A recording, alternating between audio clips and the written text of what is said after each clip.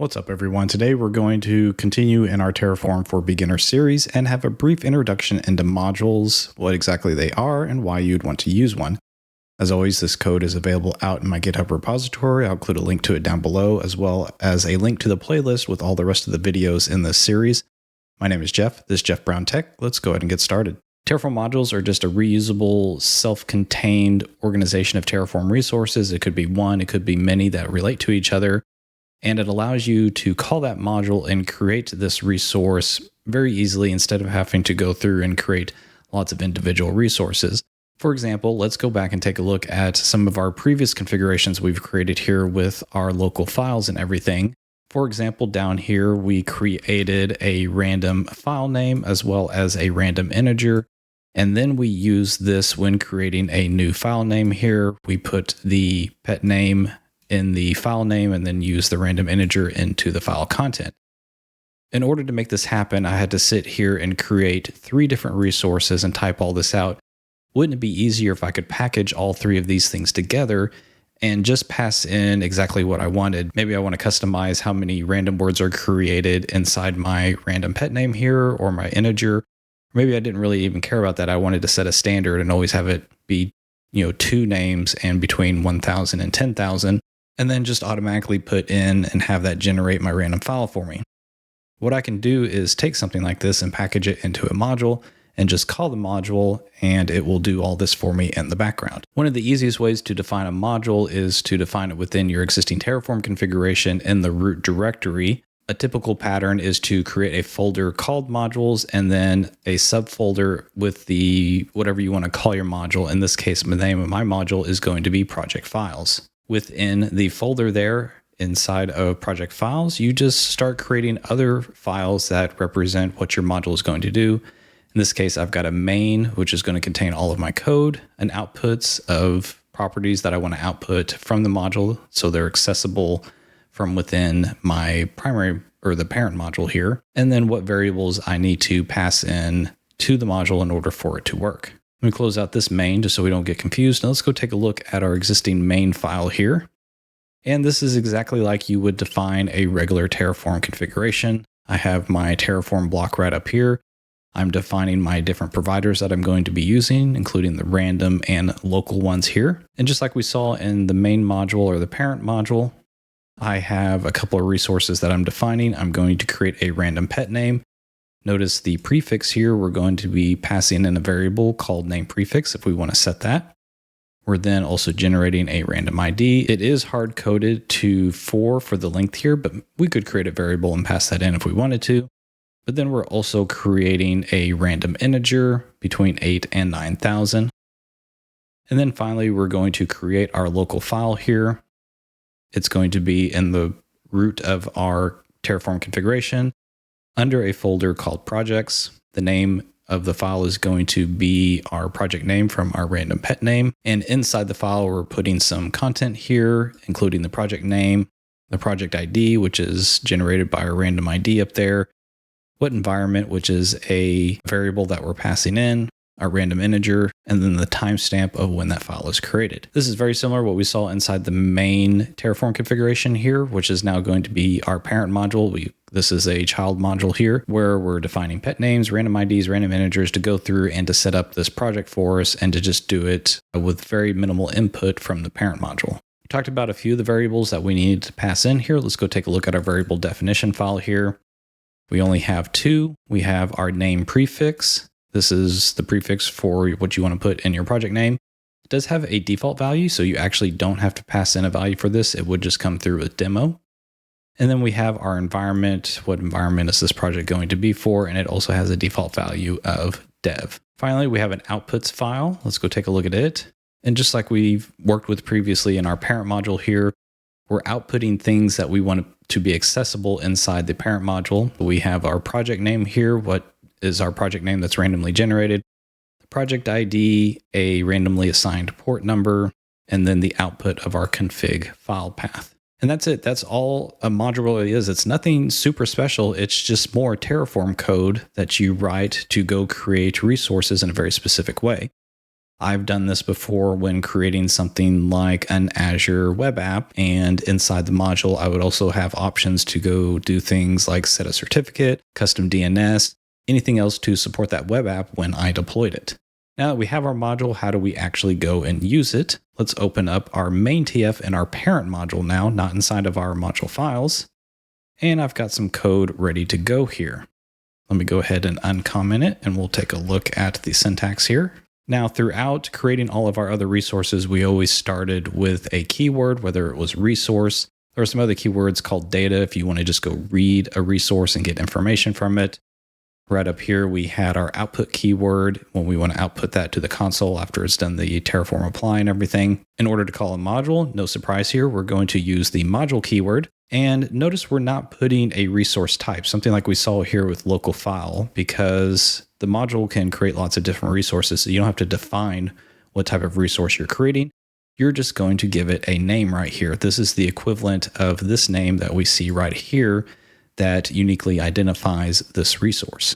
The next keyword is source. Where is this module coming from? Since this module exists within our current directory here, we just give the path to modules and then project files.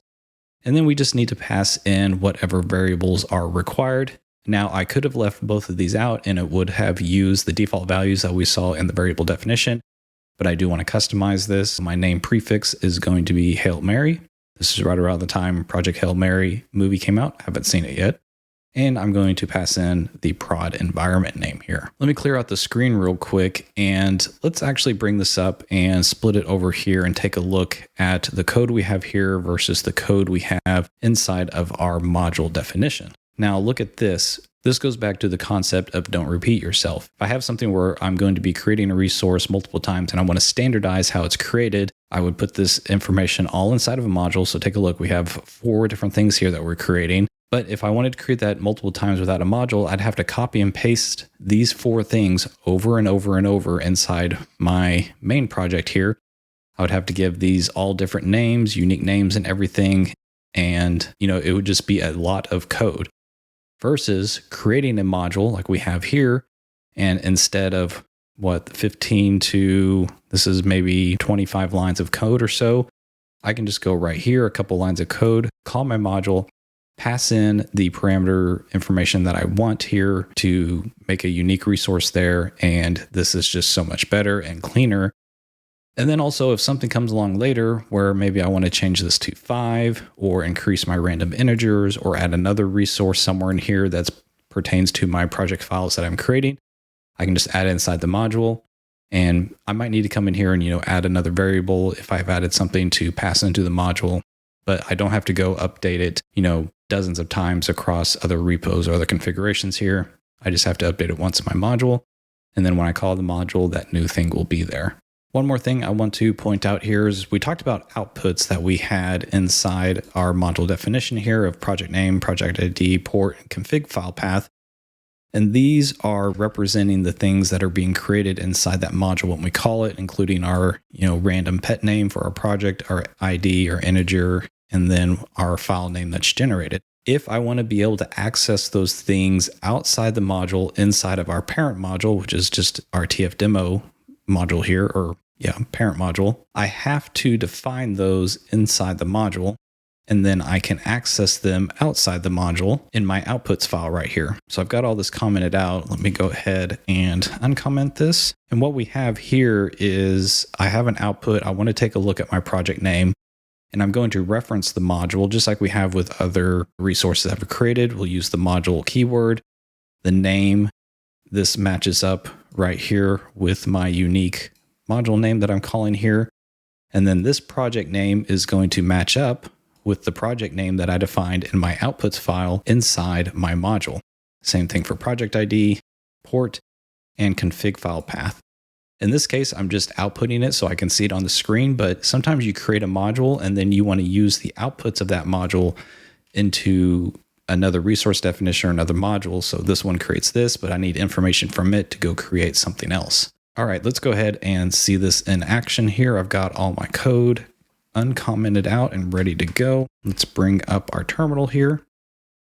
And let's go ahead and run a Terraform plan. Now, I knew this was going to error out, and I wanted to show this so you understand the process with modules and how they're almost like providers and everything when you go to work with your Terraform configuration and code here and everything.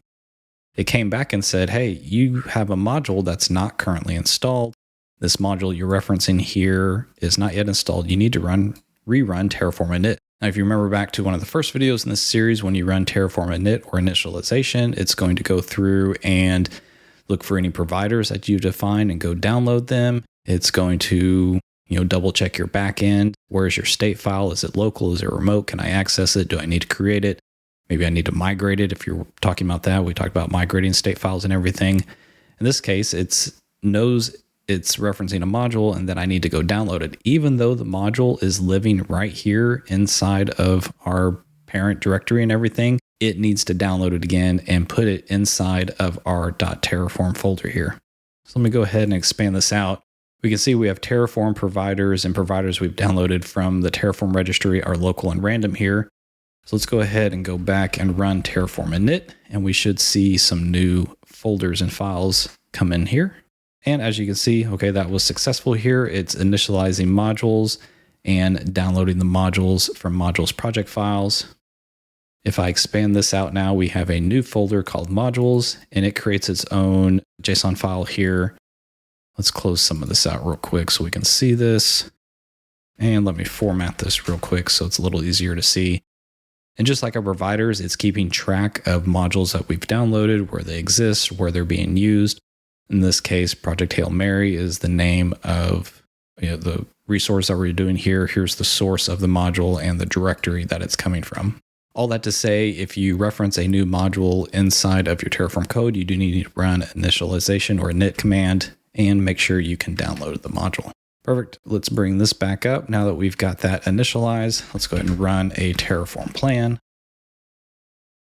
And we can see it's creating some resources here. Let's go ahead and take a look. Just like we saw inside of the module itself, we have module, the name of it is this. It's creating a local file, the project config.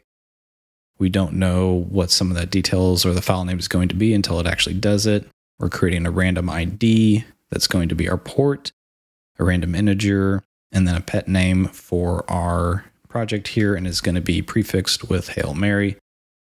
And we have changes to our output, but we don't know the values of those until it gets created. But here's our config file path, project ID, project name, and project port. Let's go ahead and run Terraform apply. I'm going to auto approve it. I didn't create a plan file or anything. Perfect. So first, let's take a look at our output right here.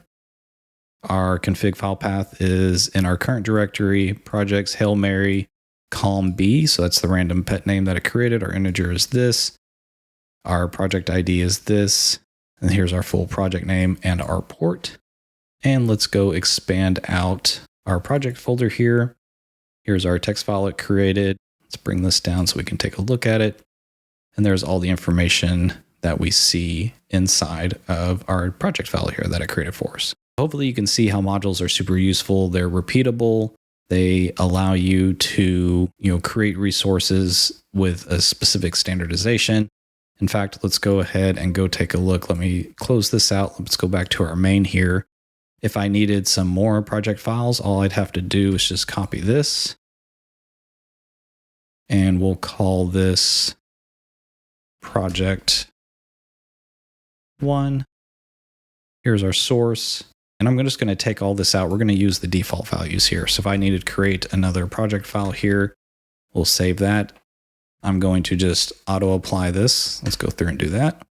Oh, looky there. I have to initialize again, even though I have that module. I need to do it again for this specific instance of it. So we'll do init again and then apply. And here is our project name. The default name was demo. It came up with a charming mink. And here's all the information that it built off there.